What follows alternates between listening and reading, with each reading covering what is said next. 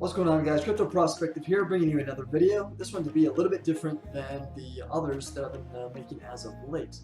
The reason for that, I have been doing a lot of research lately on Bitcoin, Ethereum, blockchain, Dogecoin, Litecoin, Ripple, you name it. If it relates to crypto or the crypto community at all, I've just been trying to jam as much of it into my head as possible because I see it being very important and very useful in the future. So as I'm doing this, I stumbled across something, this frankly absolute travesty. It's called UBI, or Universal Basic Income.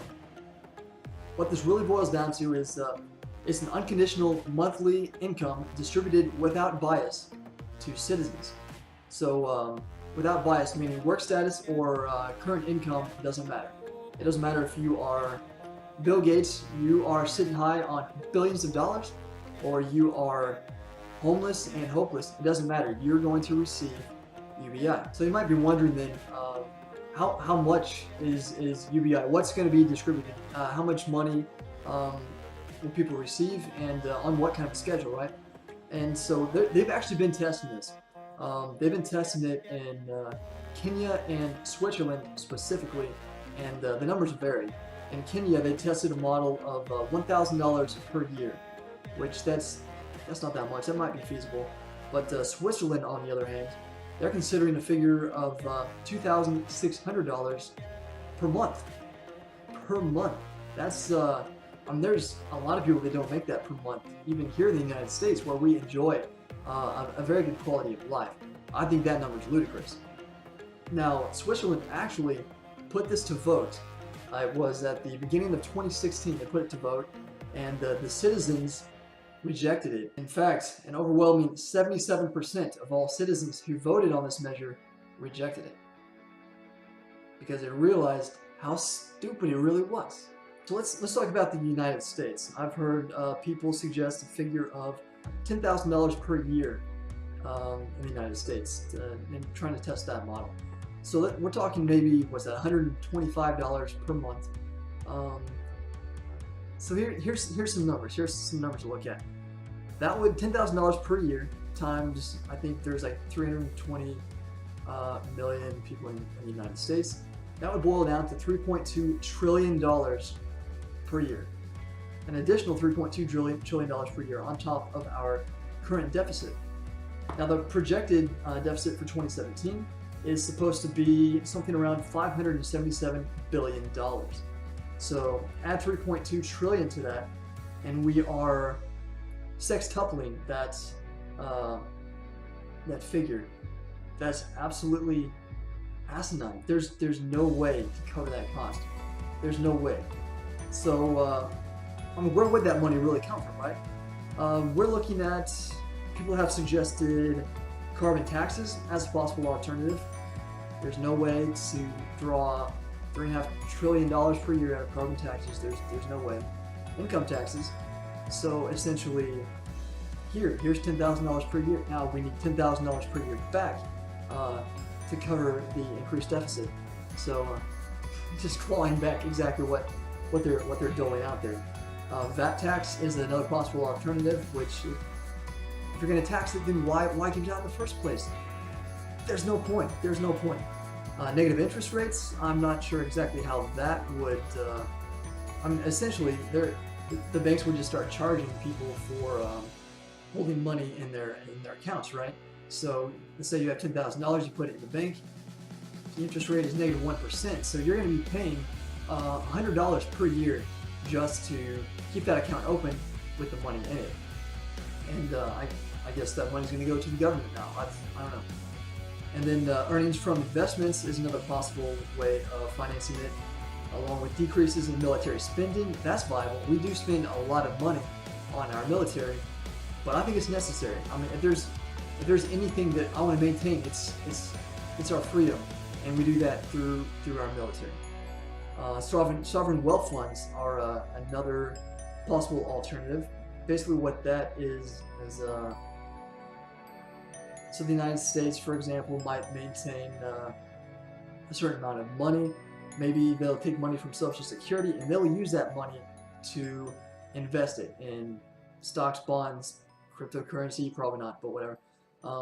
So ideally, there will be a return on that income, and they'll use that to pay down the deficit. It's not going to work, but people have thrown that out there as a possible idea. Let's move on. Let's talk about the pros and cons of this suggestion, right? Ideally, what this is designed to do is reduce the number of people living below the poverty level. And I'm all for that, I suppose, if we can manifest this money out of thin air and we don't wreck any economies in the process. But it can't be done that way. It simply can't be done. There's no way to draw this money out of thin air. It can't be done.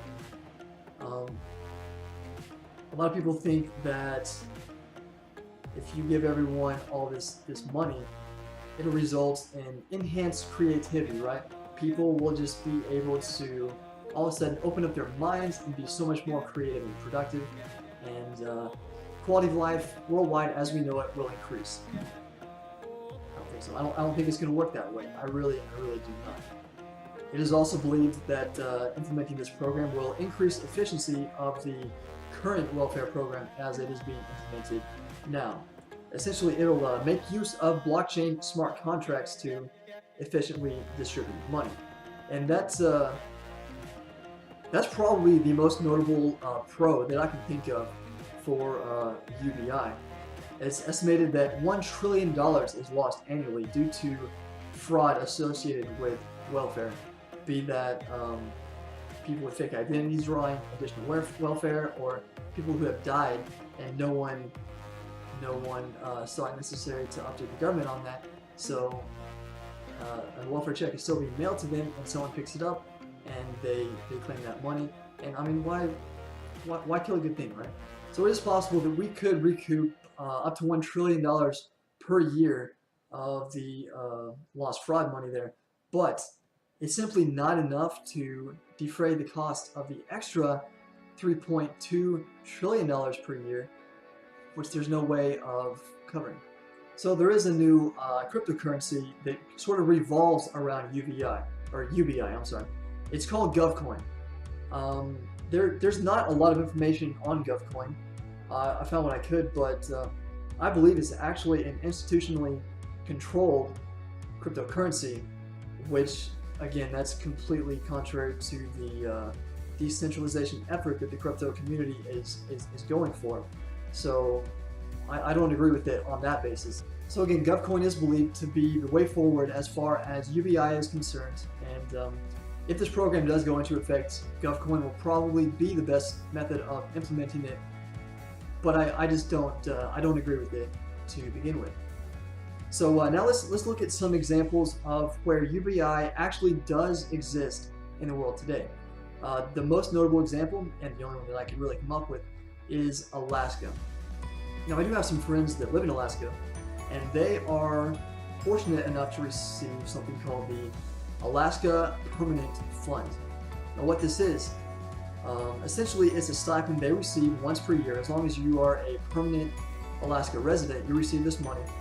And the fund was implemented, I don't know how many years ago, it's been around for a while, but it was implemented essentially to distribute the proceeds from oil to citizens of Alaska.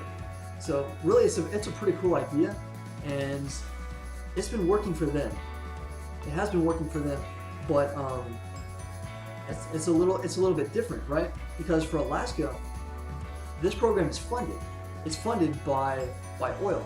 The state makes massive profits on oil every single year, and they're able to pay for this program in its entirety through oil.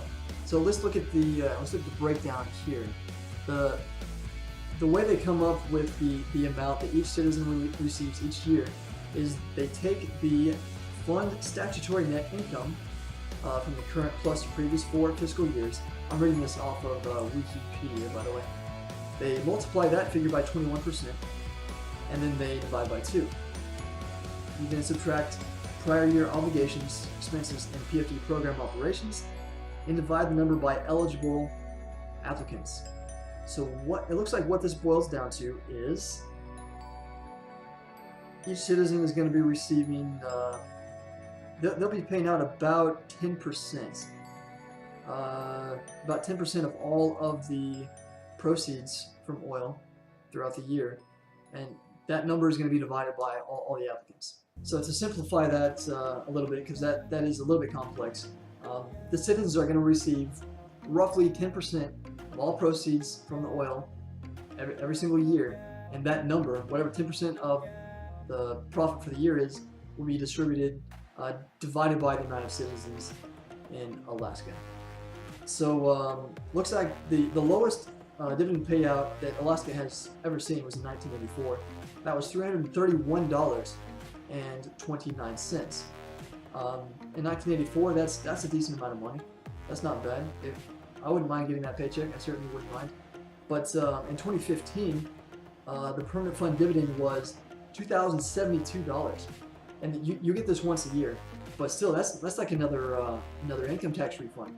I would be ecstatic if I received an additional $2,000 per year on top of my tax refund, on top of the income that my job generates. So it is working for Alaska, but they fund it. It has to be funded. There's no way to manifest this money out of thin air. Taxes are not an option. You can't dole out this money in the form of UBI, but then take it right back in the form of taxes. So all we're really doing here is taking what should be a simple process called everyone earn their own way and earn your own living, and making it very, very complicated and costly, because in the process of giving you money and then taking it right back, there's so much bureaucracy involved in that. There will be a cost associated, resulting in a net loss. So moving on, let's talk about the cons, right? There's not much to say here. I think it all boils down to it will disincentivize productivity. I think that Netflix and chill is going to be the new norm. If people don't have to work, they're not going to go out and just be magically productive all of a sudden. People aren't productive, but by our very nature, we're not productive unless there's an incentive for us to be. I think there will be a lack of funding, and the entire system is going to collapse on itself. Enough said about that. And I think that it will result in hyperinflation. So apparently, whoever created this system, they created it because they foresee AI and automation and robots replacing a lot of our jobs. And they think it'll be difficult for everyone to find jobs in the future. So to nip that in the bud and kind of get ahead of that trend, they wanted to implement UBI. But do I think this is a good enough reason to justify the universal basic income? No, absolutely not. We're losing these jobs. We're losing income streams for a lot of people, but you can't make up for that by magically giving them all money. It doesn't work that way, because the money has to come from somewhere. If it doesn't come from jobs, it will come from taxes. So quickly recapping here, I believe that GovCoin and the universal basic income, I think the idea was created with good intentions. Someone somewhere, we're just trying to help. They're trying to contribute. They're trying to make the world better. But they didn't think it all the way through. And they failed to remember how inefficient and cost ineffective the government really is. I believe that the universal basic income will result just in more of the same. We're going to see a loss of productivity. We're going to see a lack of funding eventually lead to a complete collapse of the system, and finally, hyperinflation. Alright guys, there was quite a bit of doom and gloom in this video, and I apologize for that, but I would like to end on a positive note here. I want to say thank you so much for all of your support. One of the latest videos I released got nearly 200 views in just 2 days. That is absolutely phenomenal. Couldn't happen without you guys, so thank you so much for the support. Please keep it coming. Share this video, like, subscribe, blow up my comments, and I will be more than happy to respond. Do whatever you want. It's working. So thank you guys again. I hope you enjoyed the video. I hope it was beneficial. And as always, I'm here wishing you good health and good fortune.